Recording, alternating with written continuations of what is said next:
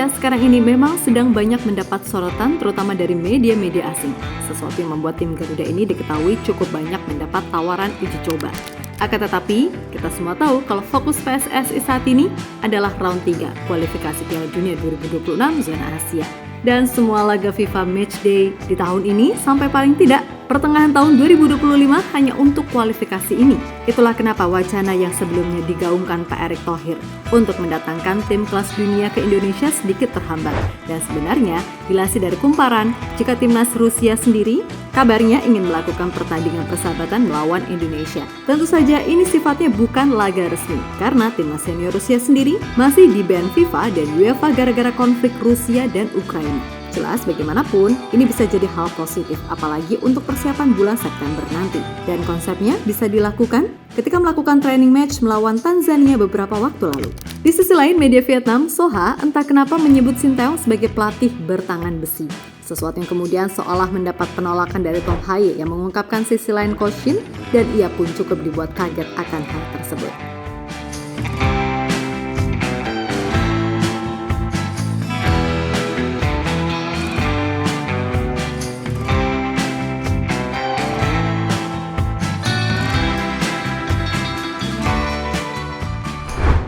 Di tengah desas-desus soal penambahan pemain baru, bagaimanapun Sinteyong beserta PSSI udah harus menyiapkan game plan untuk menyambut round 3. Dan salah satu bentuk persiapan yang dilakukan pas yang utama adalah soal kondisi fisik pemain, di mana itu bisa benar-benar terlihat jika semisal Indonesia ini melakukan laga uji coba. Akan tetapi manajer timnas Indonesia Pak Sumarji sendiri pernah berkata kalau timnas kemungkinan gak akan melakukan uji coba dan langsung tanding di kualifikasi. Meskipun begitu, segala hal masih mungkin terjadi. Terlebih ada wacana terkait timnas Rusia yang mengatakan terbuka untuk melakukan pertandingan persahabatan melawan Indonesia.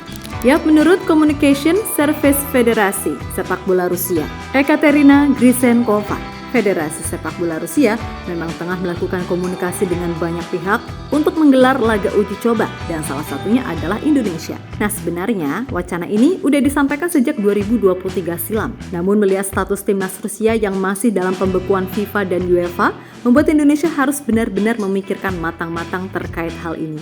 Di mana hal itu disampaikan oleh Menteri Pemuda dan Olahraga atau Menpora, Dito Aryo Tejo, pasca pertemuan dengan Dubes Rusia untuk Indonesia, Lyudmila G. Vorobieva pada 11 Mei 2023 silam. Akan tetapi barulah sekarang ini kemungkinan itu akan terrealisasi karena sifat pertandingan ini adalah pertandingan non-resmi. Dan bagi Indonesia, jelas ini akan sangat bagus karena bagaimanapun Rusia punya sepak bola yang terbilang maju. Lagi pula nggak usah khawatir bakal disanksi atau apapun karena ini sifatnya adalah pertandingan uji coba non-resmi.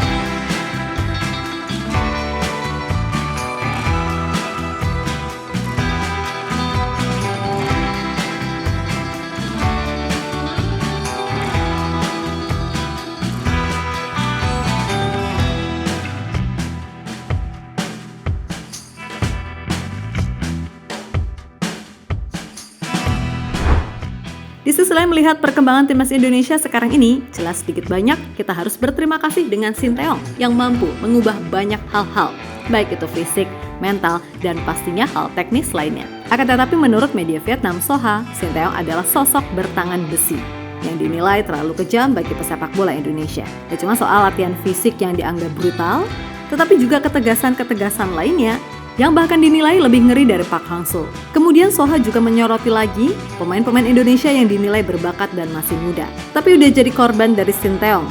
Seperti misalnya Ramai Romakic, Osvaldo Hai, Rifat Marasabesi, sampai yang terbaru Elkan Bagot. Intinya, bagi yang mengikuti perjalanan Sinteyong melatih Indonesia sejak awal sampai sekarang, walah, emang ngeri banget.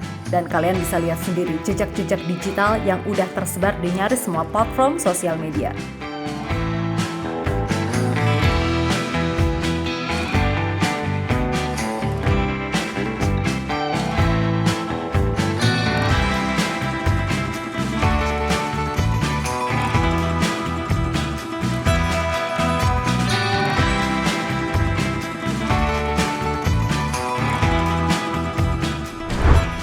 Lebih lanjut, melihat karakter Sinteyong yang galaknya bukan main, membuat banyak pihak khususnya para pelaku lama sepak bola Indonesia menilai Coach Shin ini punya karakter yang 11-12, Dengan pelatih timnas Indonesia di SEA Games 1991, Anatoly Polosin. Polosin, pelatih bertangan besi asal Rusia, juga merevolusi tradisi timnas Indonesia di masa itu.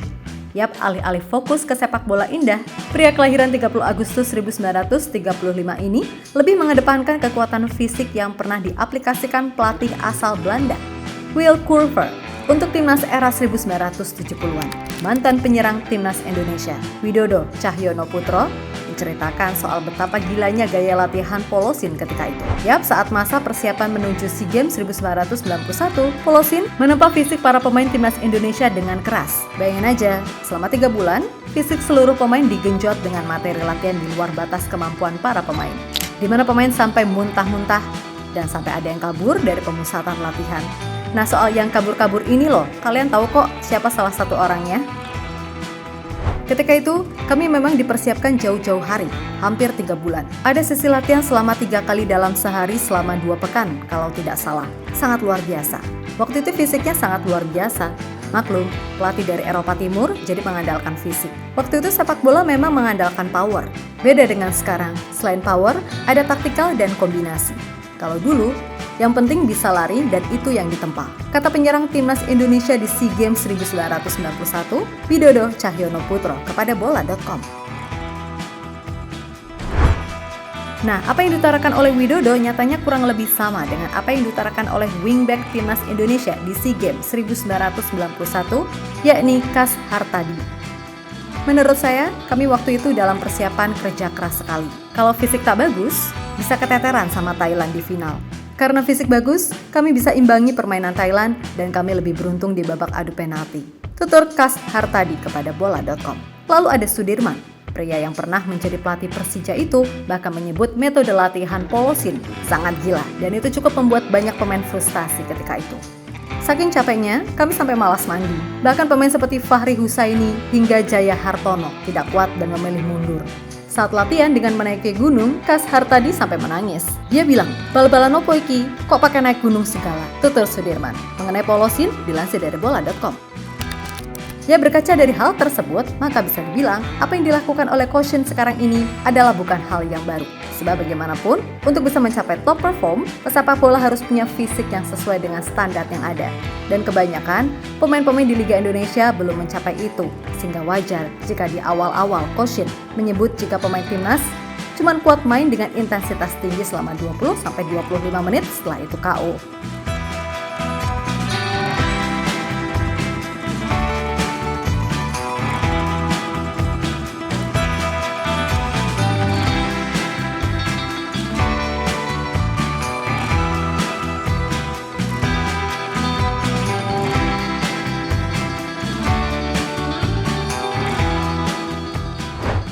Sementara itu, meskipun dikenal sebagai pelatih yang galak dan tegas, Tom Haye secara khusus mengatakan kalau Koshin ini seperti punya 2 kepribadian yang berbeda. Baginya selain galak, Koshin ini juga dikenal sebagai orang yang lucu. Dan bagi timnas mania, tentu saja itu bukan sebuah rahasia lagi, karena udah terlalu banyak STY core yang menyebar di sosial media. Koshin orangnya serius, dia selalu menuntut banyak dari kita, tetapi semua orang pun tahu sisi humorisnya. Hubungan kita sangat baik, kadang komunikasinya cukup sulit, tetapi kita punya banyak orang dalam tim yang membantu, termasuk penerjemah. Menurutku, dan saya berbicara untuk semua yang ada di tim, hubungannya dengan kami sangat baik, dan mungkin itu alasannya mengapa kita bisa tampil seperti kami sekarang, kata Tom dalam kanal YouTube Indosat.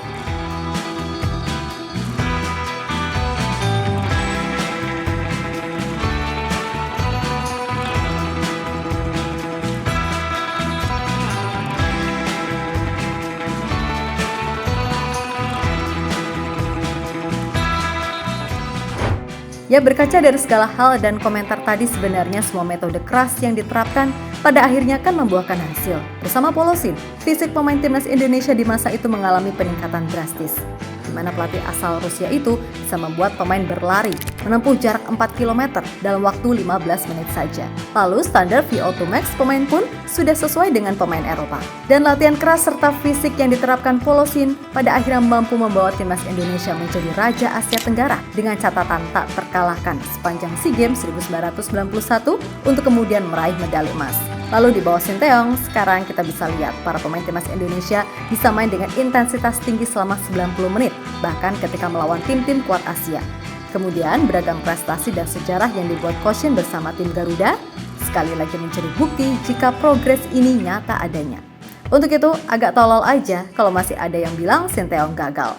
Sinteyong memecah belah fans dengan istilah local pride. Padahal kami masih ingat siapa yang pertama kali menggaungkan itu. Pokoknya ada aja salahnya Coach Shin di mata mereka itu.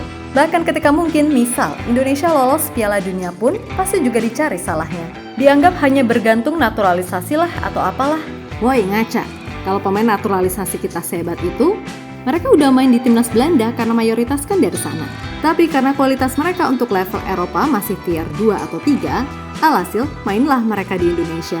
Dan itu bagus untuk level timnas seperti Indonesia yang sedang berkembang. Untuk itu, stop narasi kebencian ke Sinteyong ataupun para pemain diaspora. Selama mereka tulus berjuang untuk Indonesia, ya udah kita wajib dukung, sesimpel itu. Oke?